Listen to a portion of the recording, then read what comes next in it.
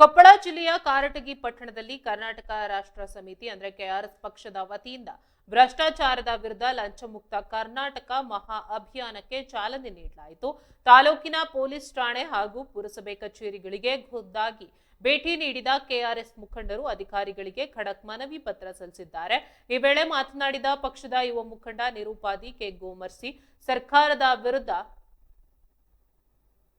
ಇಲಾಖೆಗಳಲ್ಲಿ ಲಂಚದ ಹಾವಳಿ ಮಿತಿ ಮೀರಿದ್ದು ಜನಸಾಮಾನ್ಯರು ತಮ್ಮ ಹಕ್ಕಿನ ಸೇವೆ ಪಡೆಯಲು ಹಣ ನೀಡುವಂತಾಗಿದೆ. ಪುರಸಭೆಯಲ್ಲಿ ಖಾತೆ ತೆರಿಗೆ ಹಾಗೂ ಪೊಲೀಸ್ ಠಾಣೆಯಲ್ಲಿ ದೂರು ಸ್ವೀಕಾರ ಪ್ರಕ್ರಿಯೆಗಳು ಸಂಪೂರ್ಣ ಪಾರದರ್ಶಕವಾಗಿರಬೇಕು ಎಂದು ಆಗ್ರಹಿಸಿದ್ರು.